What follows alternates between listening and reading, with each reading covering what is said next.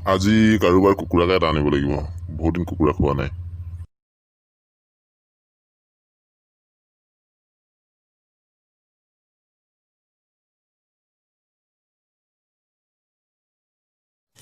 হেৰা শুনিছানে?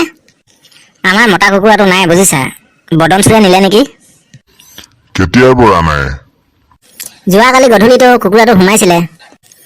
আজি ৰাতিপুৱা চালো নাই। হয়, বদনচুৰে নিলে। নহলেনো গাঁওখনত আৰু চুৰ কোন আছে?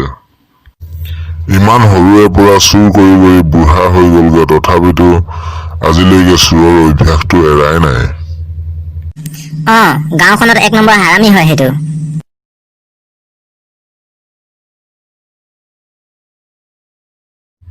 যা যা, তোক বেছি কমেও 5,000 টকা পাম। চুৰৰ মাল যে, নহলে বেছি পালো হয়। আমাৰ গৰু এটা চুৰ কৰি লৈ গ'ল আজি।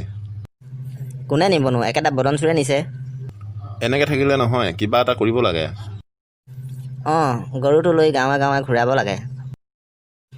কিন্তু নেদেখাই কনাই সমান যে। গৰুটো সিয়াই নিলে বুলি কিবা এটা প্ৰমাণ পাব লাগিব। সেইকাৰণেহে মনে মনে আছোঁ, নহ'লে কেতিয়াবাই গৈ ঘপিয়াই থৈ আহিলোহেঁতেন। সিয়েই নিলে।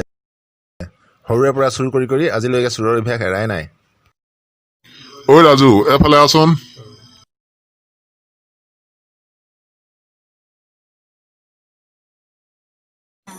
কি হ'ল পিতাই? মই আৰু বেছি দিন জীয়াই নাথাকো, মোৰ নৰীয়া হৈছে। গাঁৱৰ মানুহবোৰক তই মোক মাতিছে বুলি কবই যা। মই বহুত পাপ কৰিলো। এতিয়া মৃত্যুৰ সময়ত মই সেই পাপ প্ৰায়চিত কৰিব বিচাৰো। সেইকাৰণে মাতিছে বুলি কবি। ঠিক আছে পিতাই।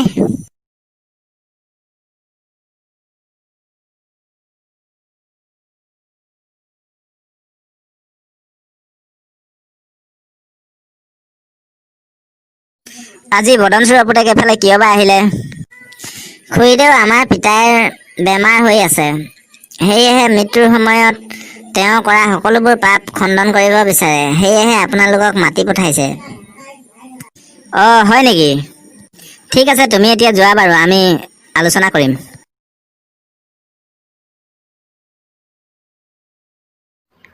ঐ ৰহিম, এফালে আচোন। কেলে মাতিছিলি পিতাই? ৰাজুক গাঁৱৰ মানুহবোৰ মাতিবলৈ পঠাইছিলো, কোনেও নাহিলে দেখোন। এবাৰ তই গৈ চেষ্টা কৰি চাচোন যা। তই গৈ গাঁৱৰ মানুহক কবি যে পিতাই অতদিনে কৰা পাপবোৰ সিহঁতৰ আগত প্ৰায়চিত কৰিব বিচাৰে, সেয়েহে তেখেতসকলক মাতিছে বুলি কবি। ঠিক আছে পিতাই, মই সকলোকে এই কথা ক'ম। হেৰা শুনিছানে? বদনচুৰৰ দুয়োটা পুতেকেই আমাৰ ঘৰলৈ আহিছিল। বদনচুৰে তেওঁ কৰা পাপবোৰ প্ৰায়চিত কৰিবৰ কাৰণে গাঁৱৰ ৰাইজসকলক মাতি পঠাইছে। ভালেই কথা তেনেহলে, যাব লাগে আকৌ। বদনচুৰে বোলে গাঁৱৰ ৰাইজসকলক মাতি পঠাইছে তেওঁ কৰা পাপবোৰ প্ৰায়চিত কৰিবৰ কাৰণে। নাযায় নেকি? যাব লাগে। মৃত্যুৰ আগমুহূৰ্তত তেওঁ কৰা পাপ সকলোবোৰ স্বীকাৰ কৰিব বিচাৰে চাগে। সেয়েহে আমি যোৱাটো উচিত। ঠিকেই, যাওঁ ব'লা। ব'লা। বোৱাৰী, বদনচুৰৰ দুয়োটা পুতেকেই আহিছিল। গাঁৱৰ ৰাইজৰ আগত তেওঁ কৰা সকলোবোৰ ভুল স্বীকাৰ কৰিব বিচাৰে বোলে।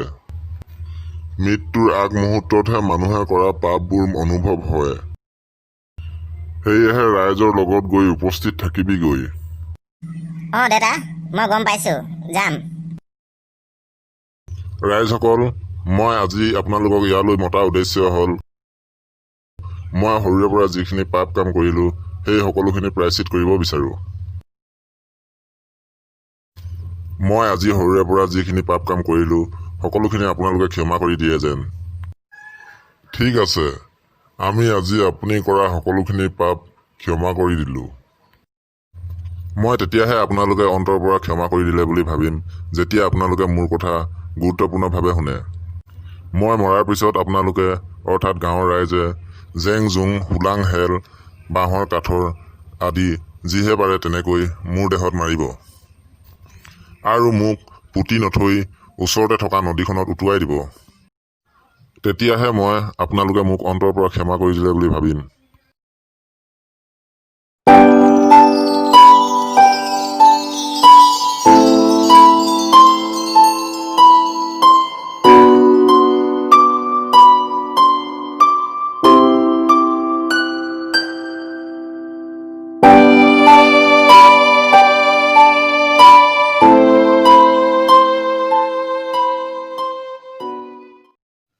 এবাৰ মই নদীত কাপোৰ ধুই থাকোঁতে এটা মৃতদেহ উটি উটি আহি আছিল আৰু সেই মৃতদেহটোত বাঁহৰ কাঠৰ জেং জোং গোজ হেল আদি মাৰি থোৱা আছিল। বোধহয় কেইজনমান দুষ্ট মানুহে তাক হেল মাৰি নদীত উটুৱাই দিলে। মৃতদেহটো মই নদীৰ পাৰতে উঠাই থৈ আহি আপোনাক খবৰ দিবলৈ আহিছোঁ। হয় নেকি? অতি শীঘ্ৰে ইয়াৰ সন্ধান উলিয়াই আছোঁ।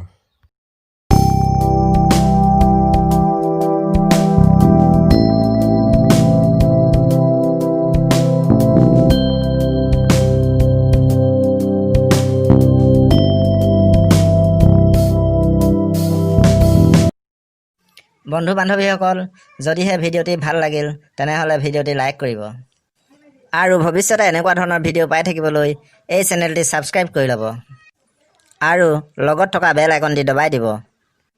ধন্যবাদ।